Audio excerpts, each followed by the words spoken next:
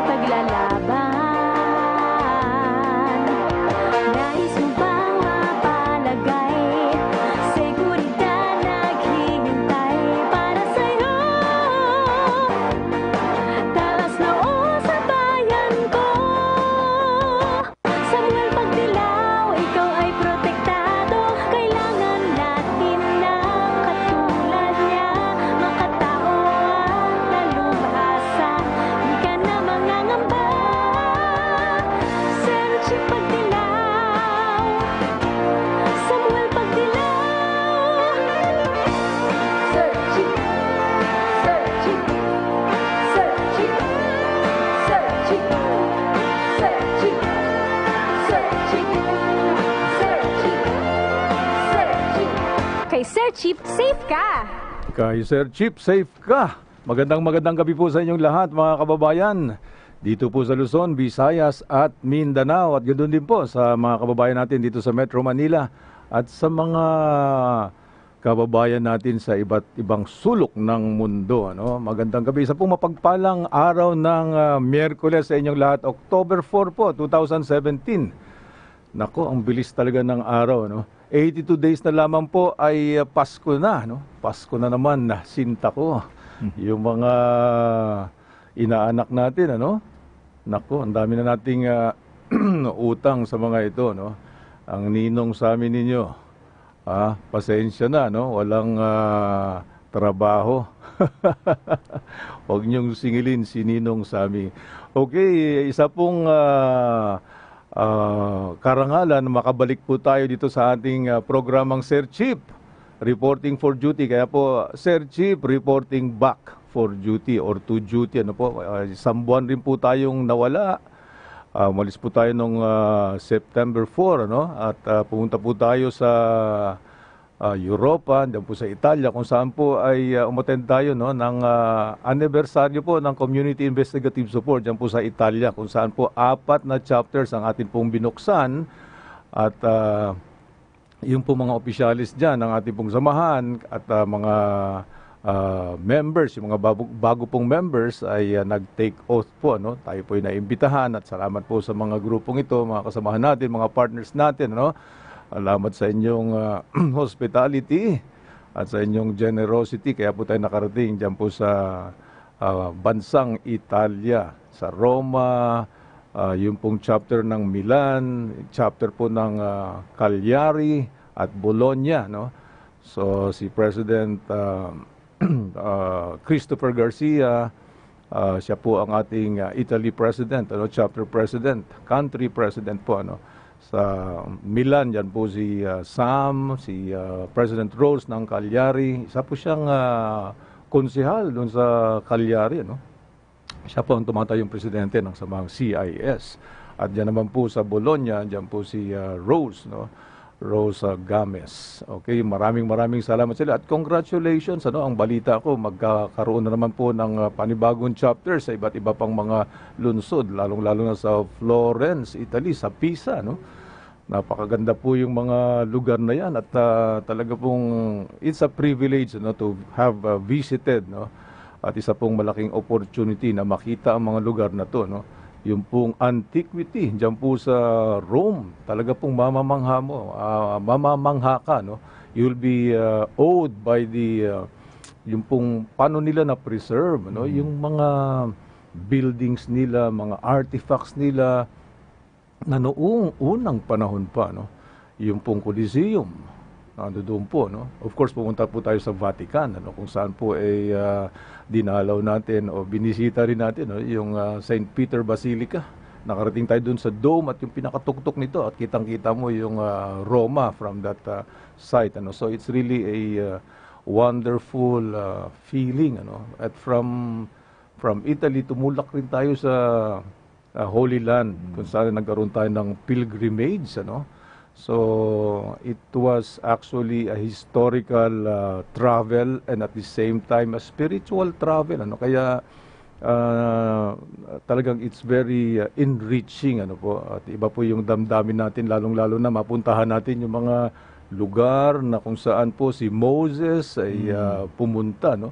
Especially yung pong paglakbay ng mga Israelites, ano, from Egypt. Nakita po natin yung Red Sea, kung saan po ay yung pong Red Sea, no, parted, no, para po bigyan daan ng mga Israelites at yung pong mga humahabol ng mga Egyptians, doon po sila nalunod, ano, at nakalusot po yung mga Israelites, no. So Red Sea, doon po sa Mount Nebo, no? O doon sa Mount Sinai, naabot po natin yan. Pumunta po tayo sa tuktok ng Mount Sinai, ano po? Doon po natin naranasan, ano, yung pong hirap rin paglalakbay. 4 hours going up, 4 hours going down or coming down from the summit of Mount Sinai, kung saan po tinanggap ng ni Moses ang 10 Commandments, ano? Nandun po yung kuweba, pinakita pa, no? Kung saan po nagstay si Moses for 40 days and 40 nights, ano? So talagang iba, no? Nakakapangilabot makita mo at mapuntahan mo, matapakan mo, no? Yung mga lugar na yun. Of course, from Mount Nebo, pumunta rin po tayo sa Jordan naman yan, kung saan naman pinakita ng Panginoon yung promised land kay Moses, ano, doon sa Mount Nebo. Hindi po siya nakapasok sa Holy Land, I mean sa promised land, no. Doon po siya namatay sa Mount Nebo and of course ang significance po nun ay parang turnover rin, ano, ng command, kasi from Moses it was passed on to Joshua. Siya po naging leader ng Israelites para po sila makatawid papunta po ng Promised Land. So, from Mount Nebo, tumulak po tayo sa Israel, ano, kung saan po yung mga holy places, kung saan yung paglalakbay naman ni Hesus Kristo, no, ay pinuntahan po natin. Talagang, wow, it was really a different feeling, ano po, spiritually enriching. Anyway, siguro we'll have more time to talk about it. Pag-usapan po natin. Pero sa ngayon po, ay nagpapasalamat po tayo sa Panginoon at tayo po'y nakabalik at reality sets in. Pagdating po natin sa bansang pinakamamahal natin, siyempre nandiyan na naman po yung the agony of the cross, I mean the agony of the traffic. Okay. At siyempre ang buhay po natin at ang kaligayahan po natin ay dito sa ating sariling bansa. Okay, meron po tayong pag-uusapan maya-maya, ano po, at papakilala po natin siya. Siya po ang ating special guest sa araw na to, ano. Siya po ay nagmula pa sa Region 9 sa Zamboanga City. Pero bago ko po siya ipapakilala, tayo po muna ay mag-station ID at kunting commercial po. Huwag po kayong bibitiyo. Babalik po si Sir Tsip.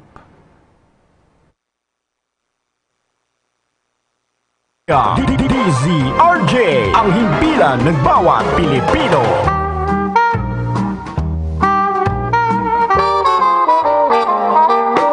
And now, here's your RJAM Life Coach,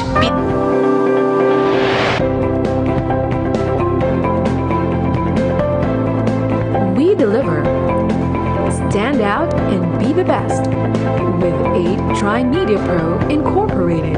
Your way to infinite possibilities.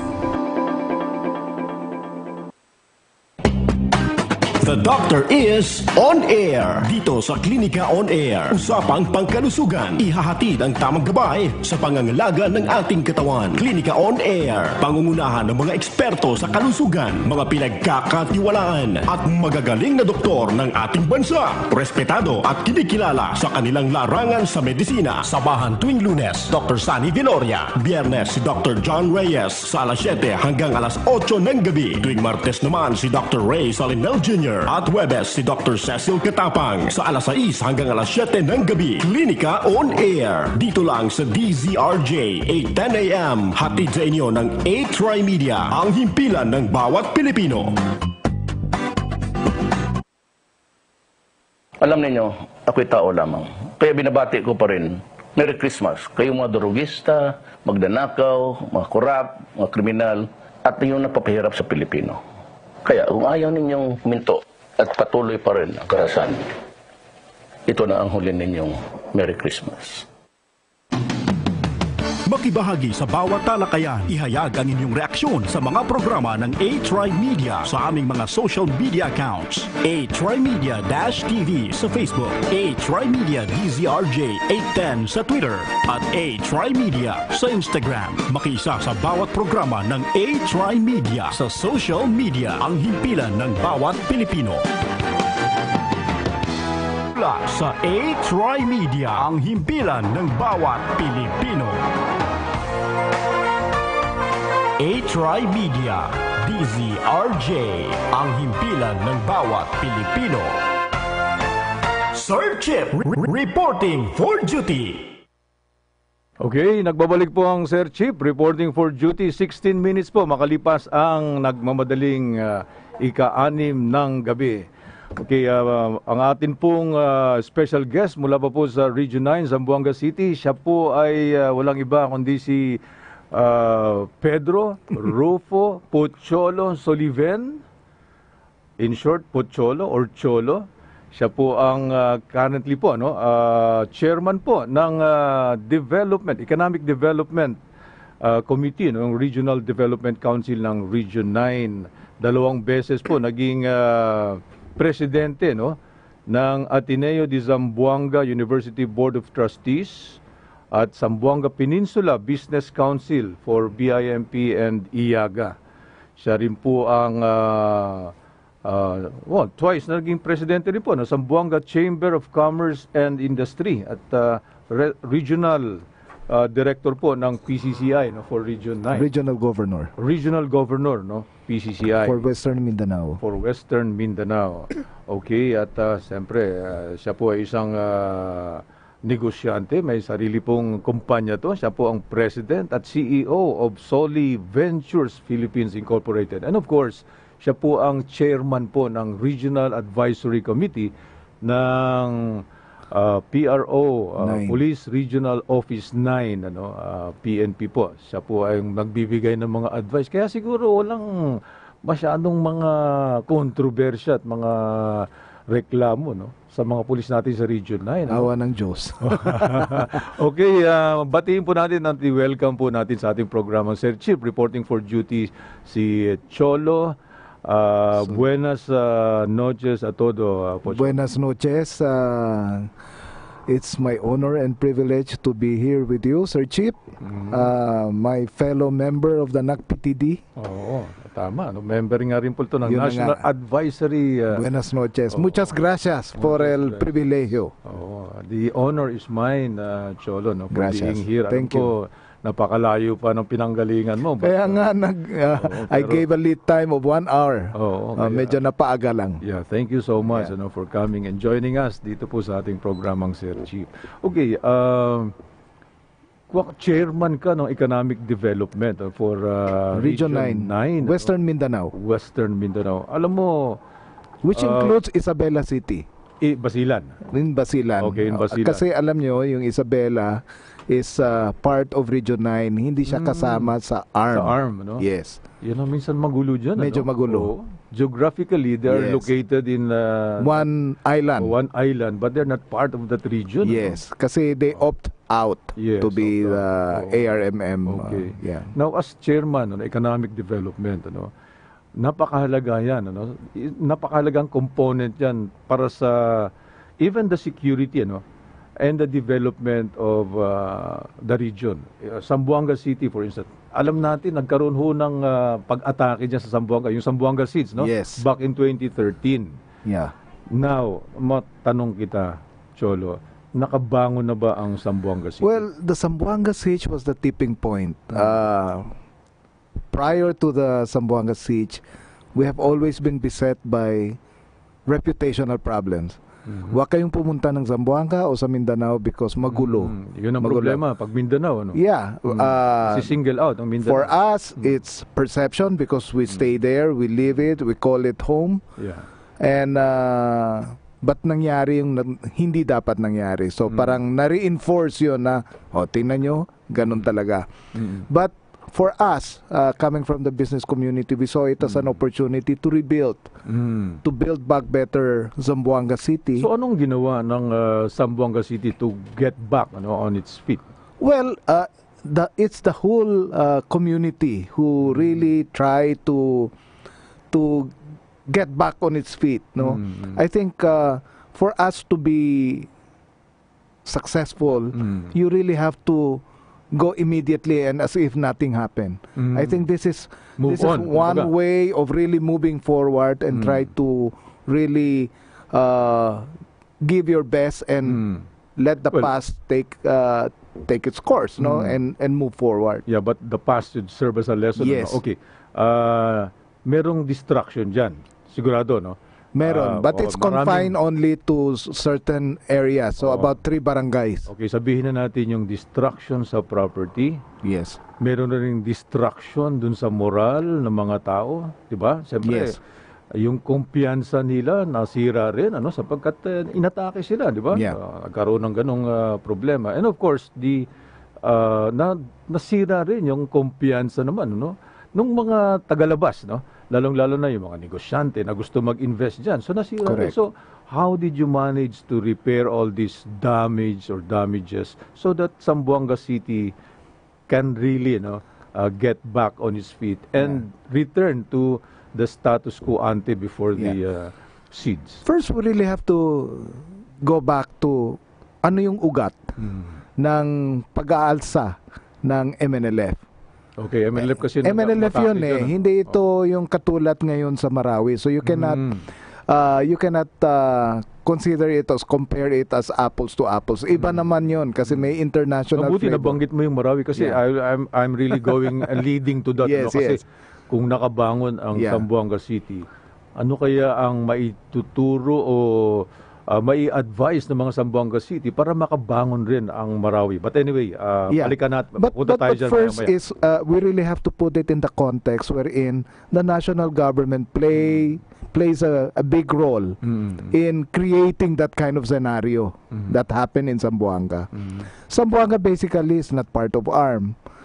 And the issue of the BBL was just parang kumbaga Zamboanga was used only as a staging ground. Kasi that's where the regional center is. Nandun yung mga media. If you will do something like that, you need coverage. You need reach, mileage. So yun. Basically, if you really go back to what triggers it, it's OPAP. Why OPAP? Because they single out not to have anything to do with MNLF in the formulation of the Bangsamoro ito sa BBL. Basic Law. Yes. So yung sinasabi mo, yung motivation for the seeds, yung pag-atake ng Zamboanga, is different from the motivation Yes. that inspired the seeds in Marawi Yes. City. I'm not saying that the MNLF is right on that aspect, but so much has been written and so much has been discussed about why it has to happen and why in Zamboanga. But that's part of history.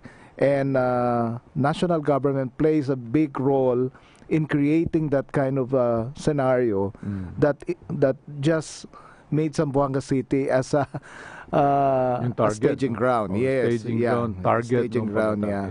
Okay, sentro tayo dun sa, kasi nasa Economic Development Yes po. Council ka, no? So ano yung ginawa? Kasi nakapunta na ako dyan sa Zamboanga many times after the siege, ano? Nakita ko na parang back to normal na, no? Yes. Back to normal na. Yung mga negosyo nandoon na rin, di ba?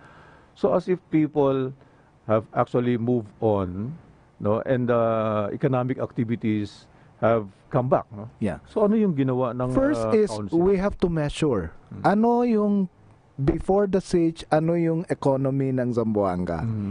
And we were able to get records because we don't want to deal with anecdotal records. We want to deal with empirical data. So ang ginawa namin is we measure because that is what Malacanang also were requesting from us because we created a post-conflict needs analysis in relation with trying to establish or measure ano yung extent ng damage. For the purpose of rebuilding. Yes, for the alam purpose nila of kung ano rebuilding. Yes, yung parang we were able to come up with a battle cry, the Build Back Better Zamboanga. Opportunity, kaya nasabi opportunity mo. yan, opportunity. So, opportunity to build a better Zamboanga Yes. out of the, hindi naman ruins, ano, out of that, out of the situation. But like ano. any engine, you need to restart it all over again na nag-stop siya for 21 days. Kasi 21 days yung siege. 21 days lang. At Yes. kumpara mo naman sa Marawi, grabe. No? Correct. Up to now, mayroon pa rin conflict. Yes. So, na-establish natin na ang economy ng Zamboanga is 55 billion a day. And it's not only confined to Zamboanga City. Considering that it's the center of trade and commerce region, which is the entire Zamboanga Peninsula, and also the traditional supplier of goods, basic goods and services Yes. So, sa island province of Sulu, Tawi-Tawi, and Basilan. alam mo, pagka if you trace back history, Yes. kahit na hindi lang sa Philippines, di ba? Yung Zamboanga, yan rin ang trading center. Correct. ng- Barter. Barter. Barter, yung mga as far ganun. as yung mga tao sa Malaysia, Yes. sa China, Correct. pupunta Yes. sa Zamboanga. di ba? Traditional yan talaga. Kaya nandun nga yung barter. Oo. So ano yan, nasira ba yan? Was it disrupted? And ano ang naging effect nitong Zamboanga siege dyan? That was really disrupted. In fact, I've been talking to friends from Sulu and from Tawi-Tawi, even basic sibuyas and yung mga the things that you need daily to cook your food. Nawala yon kasi ang traditional supply chain is coming from Zamboanga City. Now, from their side naman, which Zamboanga City is the traditional buyer of agricultural products from these islands, na-stop din yun. So, double whammy yun. So, nakita nila how important Zamboanga City in the whole of this Sulu archipelago, yung yung tatlong isla at saka buong peninsula ng Zamboanga. Okay, importante kasi no after that siege ano manumbalik yung Yes. kumpiyansa ng mga tao no. And una diyan yung leadership ng local government to rally people behind Correct. the leadership and behind a program no kung may programa kung paano maibangon yan ano. So yan ba nangyari nung sa Zamboanga? Yes. In fact, kami from the private sector, we have been very much involved in the Crisis Management Committee. Yan. Parte kami talaga doon together with the police. Nung time na yon si General Banyo. So si Boy Banyo was he was all over the place as well. The leadership, the political leadership, and of course during that time Secretary Mar was the DILG secretary. He was all over. In fact, he was also joined by the president who stayed in Zamboanga for about a week to oversee the whole take control and command over the situation. So, marami nangyari, maraming lessons, maraming learnings. But there are so many things na we realize na dapat talaga the community should get involved when it comes to security. And that's the reason why we did not volunteer. We were selected, but we got so immersed with the Regional Advisory Council because that is an opportunity for us to be part of the security aspect of the community. So sabi nga, the community is the police and the police is the community. So, okay, galing ka sa Regional Economic Development Council, ano? So, Yes. RDC, Regional Development Kasi ang Council. perspektibo sa Economic Council talaga, lahat sinasabi natin, tinatanong natin yung mga farmers, yung mga traders. Yes. Ano ba sa tingin mo na that can really make your business scale or you can bring it to the next level? Sana hindi magulo. Yun. Sana may security, Okay. peace and order to live, work, and do business in our area of responsibility. Very important component of Yes. any development, ano, yung Security. peace and order. Okay, Yes. kaya tumawid ka from your interest in doon sa economic development. Yes. Yung security mo, kaya naging advisor ka. Yes. One of the regional advisors ng PNP. Kasi sa Sir Region Chip, 9. ganito, as para naging ambassador din ako ng trade and commerce ng city. Okay. As president of the Zamboanga Chamber and as the regional governor of PCCI, we were given the opportunity to go out. Not only in the country, we go out and sell the city as an investment hub. Tama, oo. So kayo Hirap na hirap kami, Sir Chip, kung paano namin ibenta, considering na napaka progresibo yung city, but the perception on the city itself as Zamboanga, magulo. So, security talaga yung nauna natin tuunan ng pansin. And during that time, yung model na tinitingnan namin is Davao. Why Davao? Davao seems to be getting all the good stuff because the leadership during that time was totally in control. And they were able to create an atmosphere of secured place to work, live, and do business. Okay, so Davao City was actually a template. Ano? A template, Oo, yes. Dapat tularan, Correct. no, ng mga iba't ibang lungsod sa Yes. Pilipinas. Ano? Yes. Okay. Ngayon, bilang chairman ng Regional Advisory Council ng PRO9, ano ang mga challenges, no? Mga hamon? Kasi alam nyo naman, pag police, no, it suffers from Credibility issue also. yan, Image problem. Image problem, di ba? Lagi na, nung nasa serbisyo pa ako, ganun na yan, di Yeah. ba? So, ano naman ang naging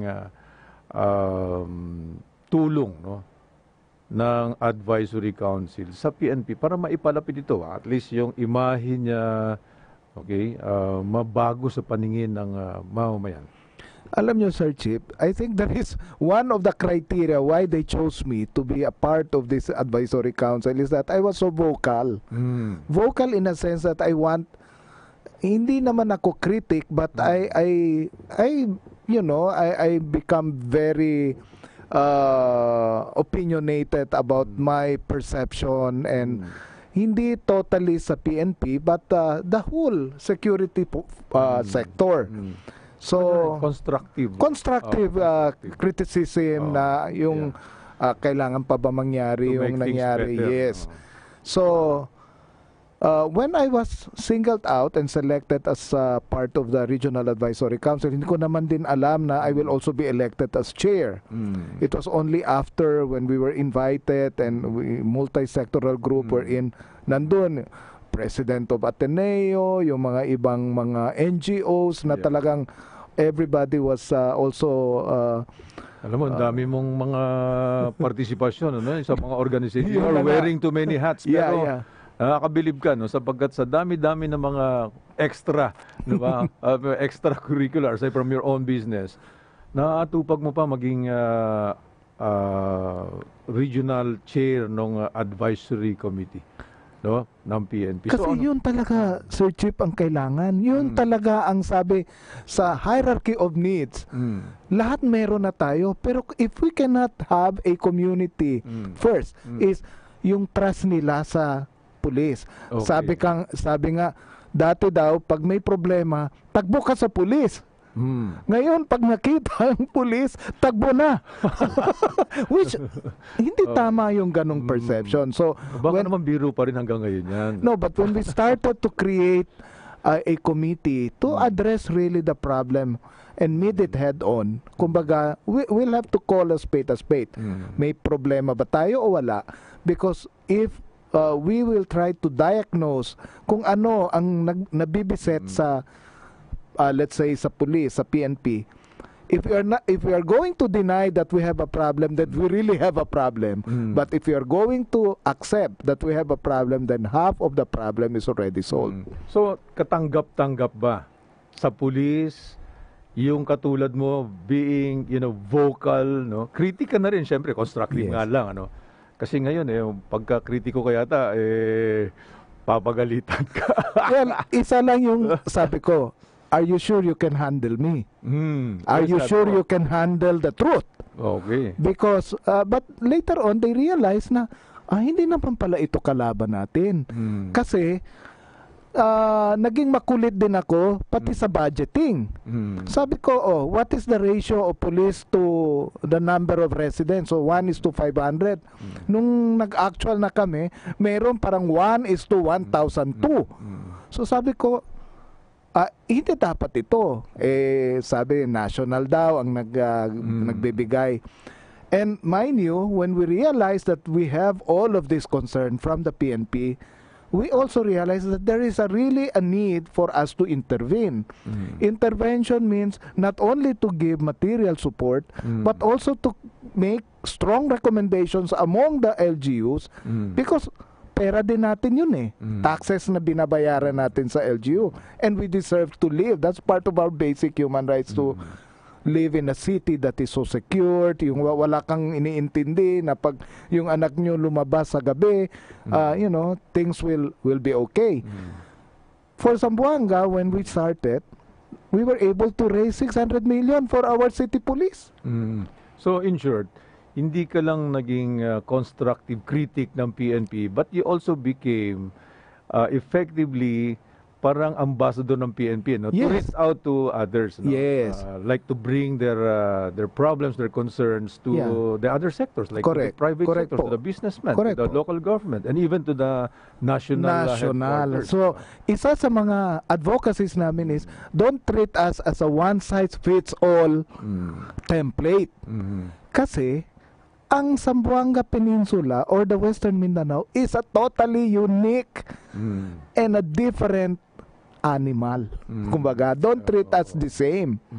Kasi iba talaga yung dynamics ng area.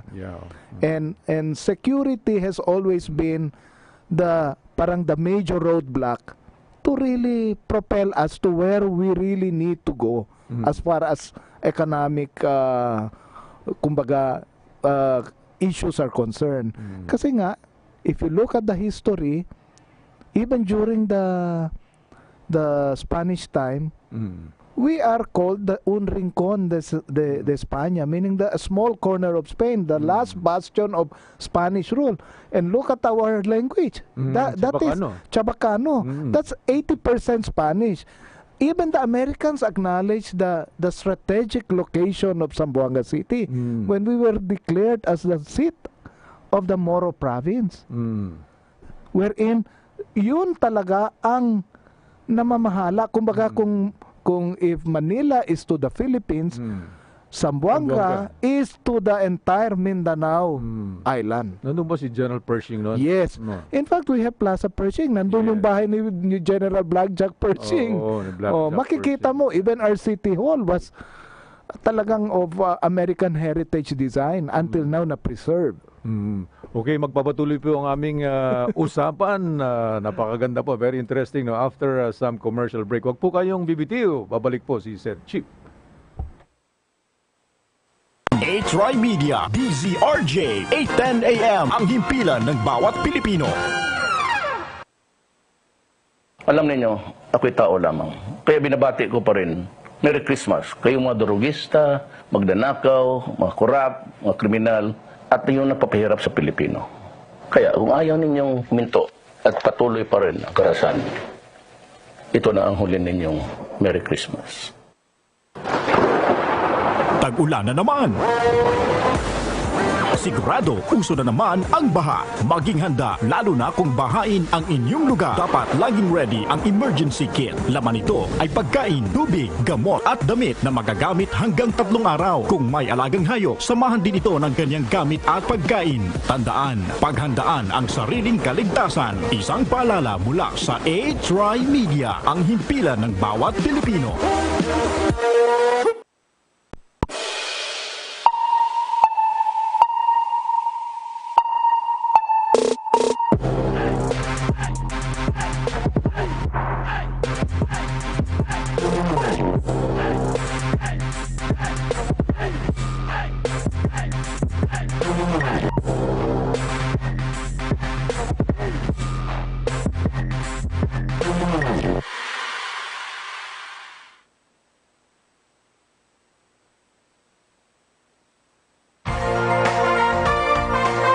TriMedia, DZRJ, ang himpilan ng bawat Pilipino. Sir Chip, reporting for duty. Nagbabalik po ang Sir Chip reporting for duty. Ito pa rin po si General Sir Chip Sammy Pagdilaw at kasama pa rin po natin si Mr. Cholo Sullivan from Region 9, particularly Zamboanga City. Okay, bago po natin ituloy ang ating discussion, hayaan niyo po na akong batiin natin po mga birthday celebrators. Ano po? Gusto ko pong batiin si General Frank Villaroman. Kaklase ko po to. Happy birthday, Miss Da. Kumusta ka na? Ganon din yung classmate ko nung high school dyan po sa Mindanao State University. No? Siya po ngayon ang Vice Chancellor for Academic Affairs dyan po sa MSU General Santos City Campus. Ano? Mimi Sineriches Abiera. Happy birthday, Mimi. And of course, dito po mga kasamahan natin sa National Advisory Group. Birthday rin po ng ating guest ngayon, si Cholo, no? Yeah. Pero wala tayong cake dito, Cholo, para magkaroon na... Nabigyan na tayo nabigyan kagabi. Na kahapon. Tsaka si Angel Redoble, no? Yeah. Akala ko darating dito sa Angel, ano? Para naman makasama natin sa discussion natin. Rex Drilon. O si Rex Drilon, Drilon, dati pong chairman ng National Advisory Group on PNP Transformation. Ano? So para sa inyo, kunting birthday song. Tinangan natin ito. Yun. Thank you. Happy birthday just for you. Happy birthday, happy birthday to you. Happy birthday, happy birthday. Okay, at alam mo ito, nakakalungkot to sapagkat yung pong kaibigan natin, hinahangaan natin, iniidulo po nating reporter, ano, o broadcaster sa radio, si Manong Joe Tarok, pumanaw na po. Nakikiramay po tayo, pinapaabot ko ang taos-pusong pakikiramay ng inyong lingkod at ang aking pong pamilya sa pamilya po nung yumaong si Manong Joe Tarok. Alam mo, Cholo, Institution yun. Institution yun sa DCRH, ano, nung ako'y nasa serbisyo pa. Mula nung kapitan ako, talagang ini-interview na ako madalas nito, no? At siya'y fair, ano? Alam objective at pagka humarap ka sa kanya, pag ikaw yung interview, siguradong dapat nakahanda ka, no? Yeah. Hindi ka pwedeng humarap sa kanya nang hindi ka nakahanda sapagkat talaga namang yung kanya mga searching questions, no? Talagang dudukutin niya sa ilaliman, ano, yung sagot. Kung mababaw ka, talagang malalaman ng mga nakikinig na mababaw ka, no? Wala kang kunti lang yung nalalaman. He really knows his role, that he is there to inform. And information for him is power. Yeah, that's right. Guided information, power, yeah. Kaya doon ko natutunan, no, na pagka humarap ka sa kanya, kinakailangang nakahanda ka, no? Correct. So, he can also be, yung matulungin, ano? And humorous. Yan. May humor. May sense of humor yan. At alam mo, pagka gusto kanyang balibaligtarin, kaya kanyang balibaligtarin. Pero kung gusto niyang tulungan ka, Alam mo, nahalata ko rin yun eh. Yeah. Kumbaga kung sa korte, yun yung mga direct question, di ba? Iga-guide ka O niya. iga-guide ka rin Yes. niya, no? Kaya yun ang aking pagkilala, no, at pag-alala, no, kay Manong Joe Taruk. So sumalangit nawa ang kaluluwa ni Yeah. Manong Joe Our Taruk. condolence to Yes. the family. Okay. All right, back to Cholo, no. Yeah. As advisor, hindi ba frustrating sometimes, no? Sapagkat dito sa mga naririnig natin, marami pa ring mga pulis na nasasangkot sa mga anomalya, no, mga kontrobersya. So, hindi ka ba na-frustrate sometimes that despite yung mga advice, no, yung mga tulong, ganun pa rin ang nakikita natin sa mga pulis? Yeah. Maraming beses ako natanong yan. But never in my, engagement with the PNP, especially now that I was privileged to, engage and talk and work with the leadership, people like you, people like General Baraceros and Apple and mas nandun yung motivation to really help the institution. Few rotten eggs will not make or destroy the entire institution. So kailangan talaga tulungan. You don't have to burn the whole house to just catch a rat. These are, we are in an internal cleansing process, kaya nga kahapon, no? Kaya it is being addressed, and I think the whole community should be part of this transformation, because ultimately, if we have a credible police force like PNP, when I say credible, meaning somebody whom you can really look up to as a big brother that at all times will be fair and will be there to support, create an atmosphere of secured environment to live, work, and do business, then I don't see any point why we should stop from supporting the PNP as an institution. Napakagandang advocacy yan, kasi Yes. siyempre yung iba, kung hindi pinapakinggan yung kanilang mga advice, no? If you will not take it, I leave, di ba? Mag-resign na lang ako bilang miyembro ng advisory group. Well, Has it occurred to you that resigning is an option? never. Never. Because pakulit sa pagiging makulit doon tayo magaling, no? And besides, we have a system. This is not subjective.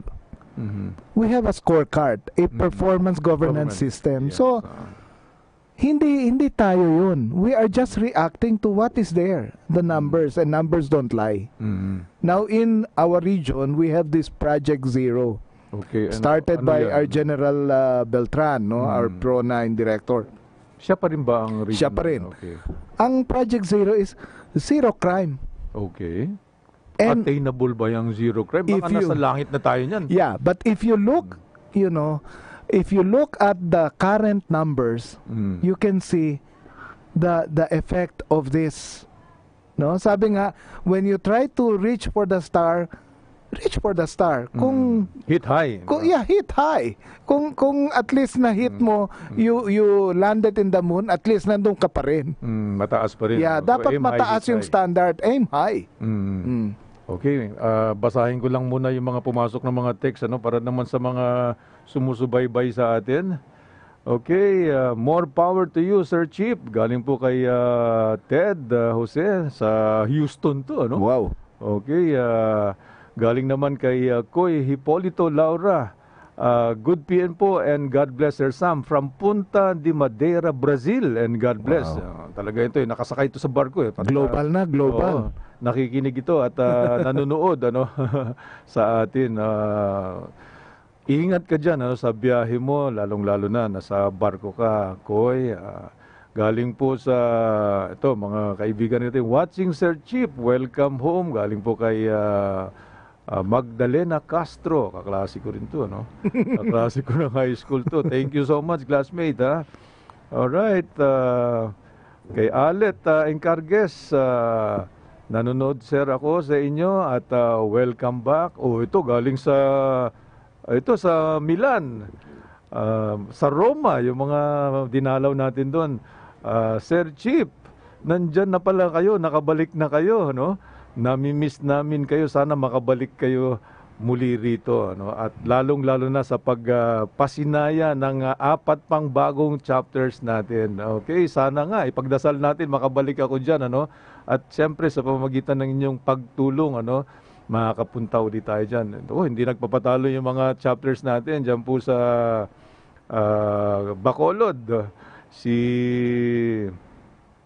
Joseph Nazareno, welcome back Sir Chip, at mabuhay kayo, mabuhay rin kayo dyan. At alam ko, no, yung meron kayong mga bagong projects dyan, yung pagtulong, lalong-lalo na sa Mascara Festival, ano?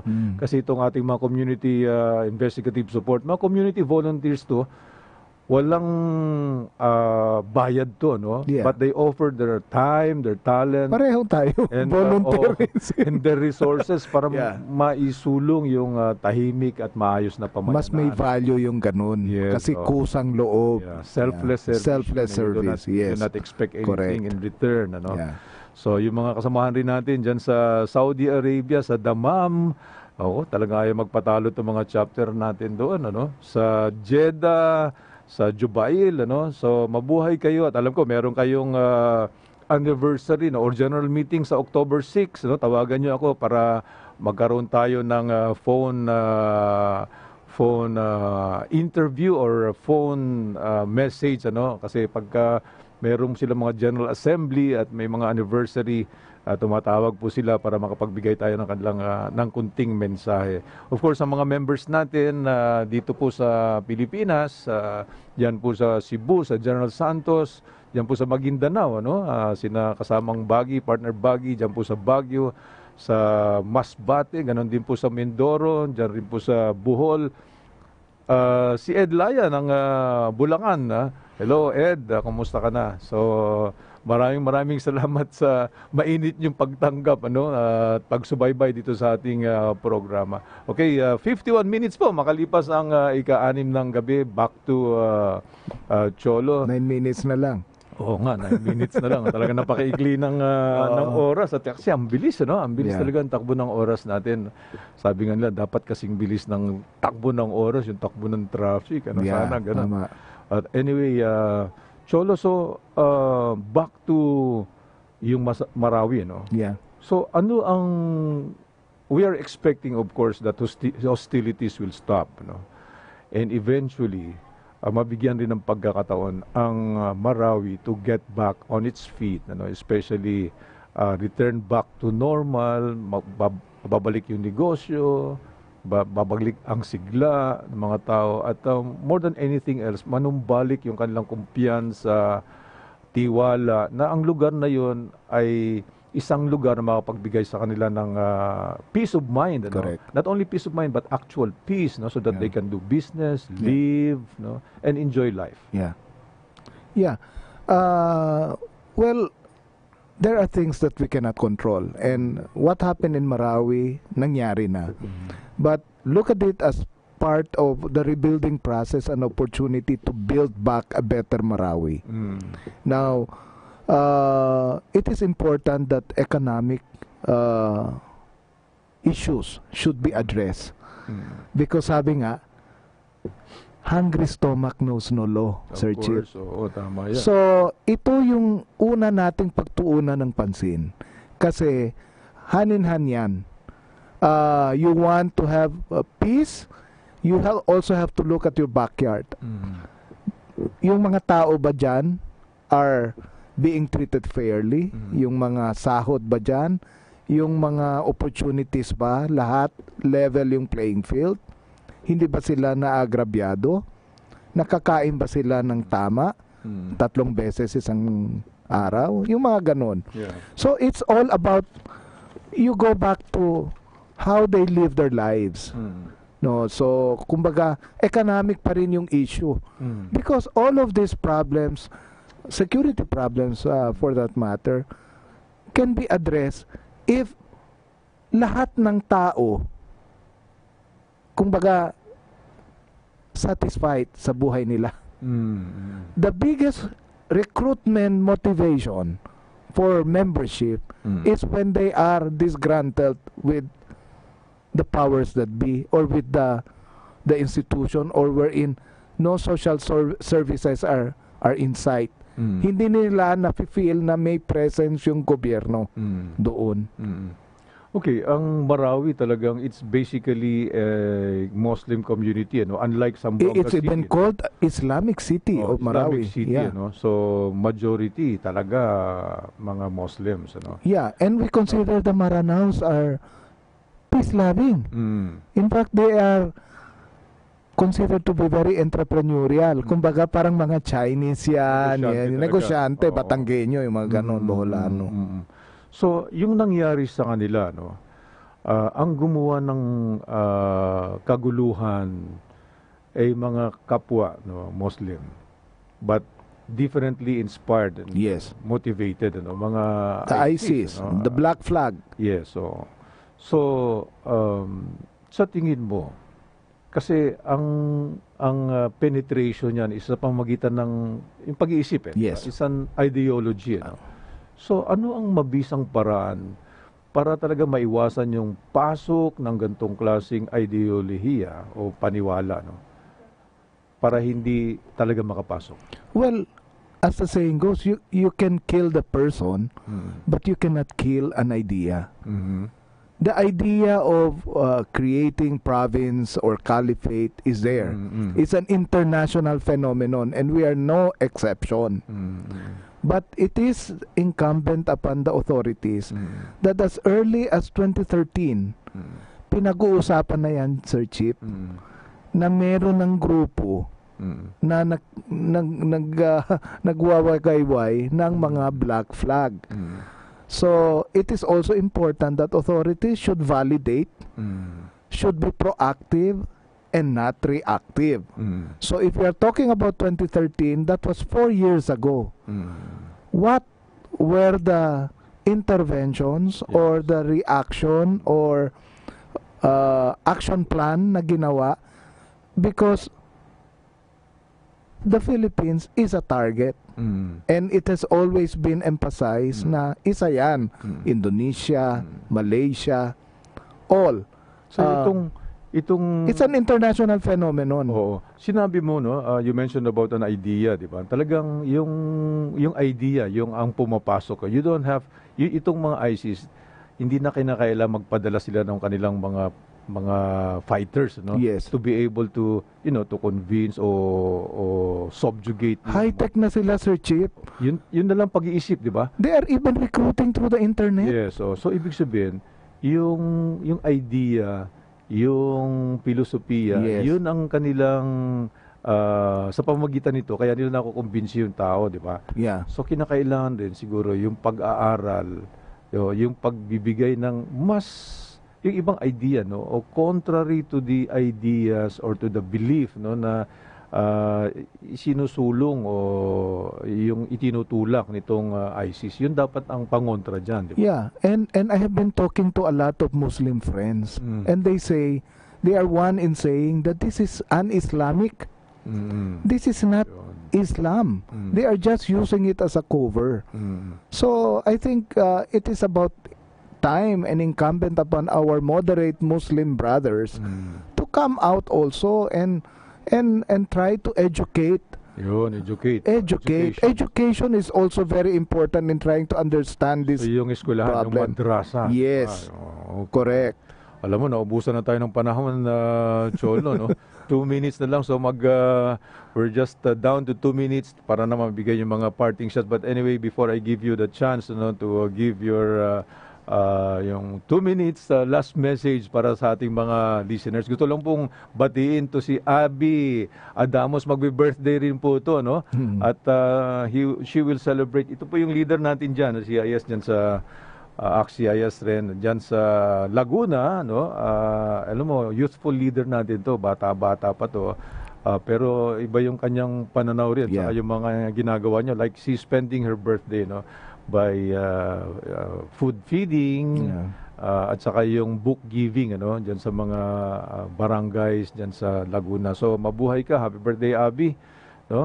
Kung makakarating ka para ipapirma yung mga certificate natin of appreciation diyan sa mga tumutulong sa iyo, of course nandito tayo sa station.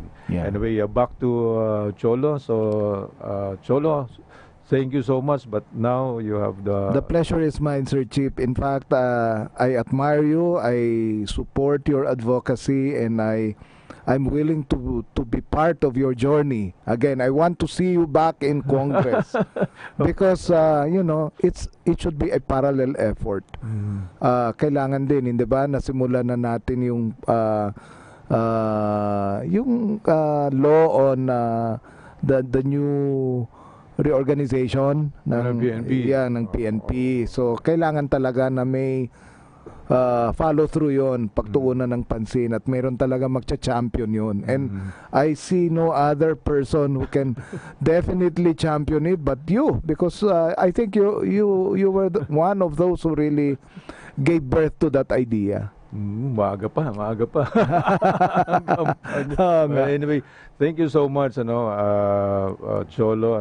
You came a long way from Zamboanga City to join us para naman ma-enlighten kami tungkol sa mga kaganapan dyan, yung mga ginawa ninyo, para naman magsilbi rin itong ehemplo, tularan ng mga ibang lungsod, lalong-lalo na sa Marawi, na di na dumadanas ng ganung paghihirap rin, na kung ano rin yung dinanas ng o pinagdaanan ng Zamboanga City. So maraming salamat po sa inyong lahat, at ako po ay natutuwa sapagkat nakabalik tayo ng maluwalhati at ligtas, from a month-long journey, isa pong pilgrimage to sa Holy Land, ganon din po sa Roma, Italia. So God bless you. Meron po tayong kasabihan dito, paano tayo magkita-kitang muli kung hindi tayo maghiwa-hiwalay. Hanggang Biyernes po. God bless all of you.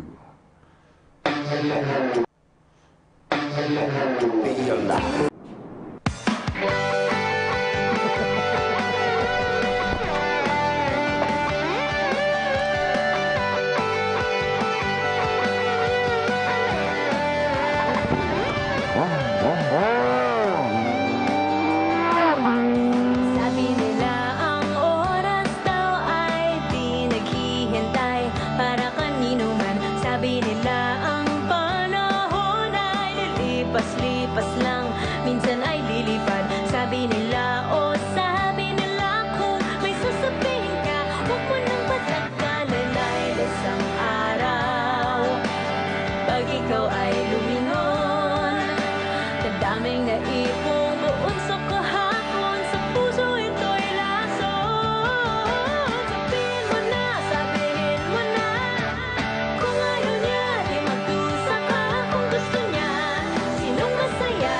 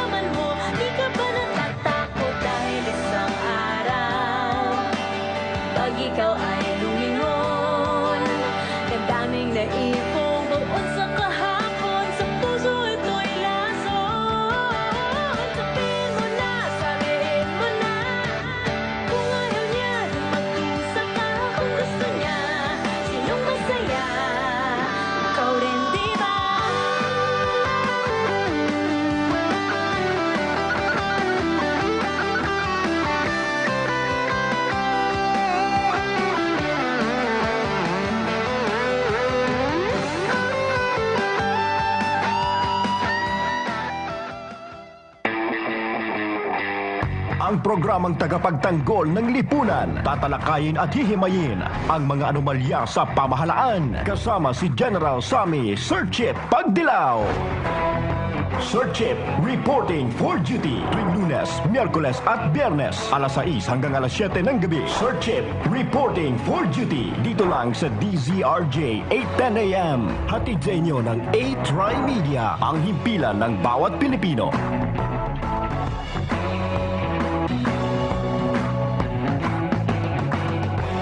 TriMedia, DZRJ, ang himpilan ng bawat Pilipino.